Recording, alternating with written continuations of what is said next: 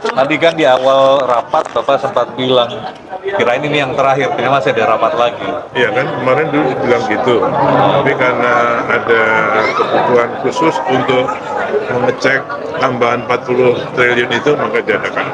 Sempat sedih lagi nggak Pak? Saya kira yang bayangkan kan, kalau sudah bergaul 10 tahun, ya kan. Saya kira wajar aja, mudah-mudahan.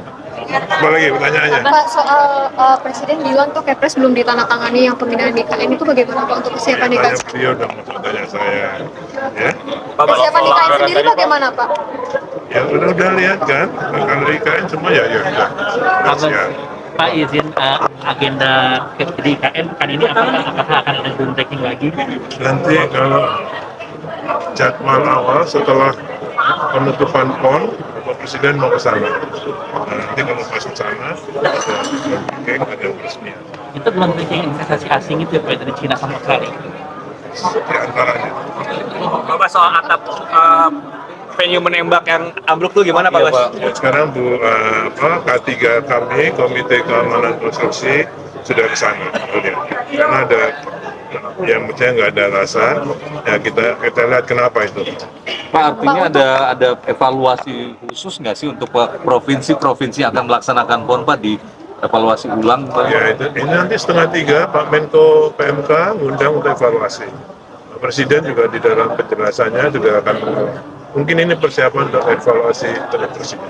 Selain Pak Menko PMK ada siapa lagi? Mungkin Menpora juga diundang dalam Saya evaluasi. kira kalau Pak Menko PMK ngundang rapat untuk evaluasi PON, namanya Pak Menpora, kemudian mungkin saya, ya kan, dan yang lain-lain. Sejauh ini evaluasi awal dari pihak PUPR apa Pak? Misalnya yang terlibat mengerjakan proyek-proyek itu dievaluasi apa di awal-awal ini Pak?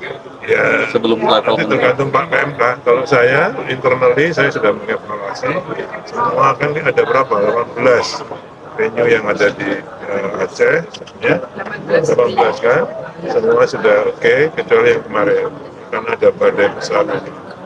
Kemudian yang di stadion juga sudah selesai di Sumut, besok Jumat kan di penutupan.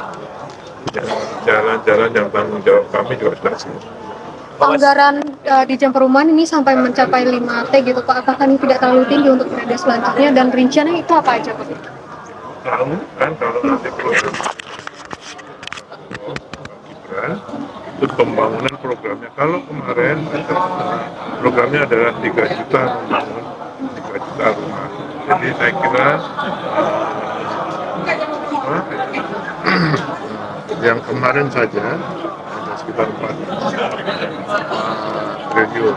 Ini sudah termasuk DKN. Sudah termasuk juga. Dan Bapak setelah selesai masa jabatan sebagai menteri ini apa yang akan dilakukan ke depannya dan apakah Pak Prabowo sudah mengajak Pak Bas untuk masuk kabinet selanjutnya?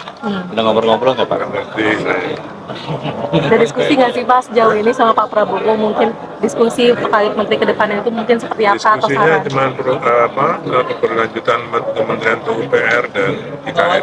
Di publik kan Bapak punya penilaian positif nih tentang kinerja Bapak. Apakah ada masalah itu seperti bahas Prabowo? Itu hak prerogatif beliau kan. Udah ada obrolan soal Kementerian Pertahanan. Belum. Tapi itu kira-kira akan ada pemisahan nggak sih Pak mungkin? Saya kira bagus karena dengan program prioritas beliau untuk 3 juta rumah ini menjadi fokus. Saya kira lebih menurut saya kok bagus. Tapi Bapak kalau diajak kembali Pak, Karena siap. memang organisasi itu hanya satu vehicle untuk mencapai program. Jadi kalau itu yang membentuk, bagi saya pribadi bagus. Biar terstruktur juga gitu ya Pak, ya fokus gitu salah satu ya. Ya. Kalau diajak kembali siap, Pak? Terus perumahan itu ada 175 turunan industri yang mendukung industri properti. Pak, konstruksi yang akan digenjot di IKN sebelum kepres pemindahan ibu kota bagaimana? Yang konstruksi yang akan digenjot apa aja selain bandara? Saya kira infrastrukturnya, untuk dasar jalan, air, karena investor akan masuk kalau itu jadi. ITB selesai tahun ini nggak? Hah? ITB selesai tahun ini. Itu kalau menurut Perpres 63 tahun 2022 itu ada master plan-nya 2022, 2024, 24, 29 terus sampai 2025. Nah, jadi ada tahapannya. terkait apa itu di dalam kan ada anggota DPR yang minta bangunan gedung DPR di paling belakangan gitu ya Pak, itu gimana Pak tanggapannya Pak? Saya komen aja. Mas izin Pak, terkait rencana atau kajian untuk pembangunan tol ke puncak gimana?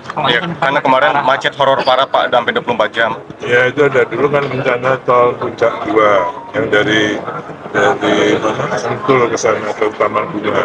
Nanti tinggal putusan kabinet aja.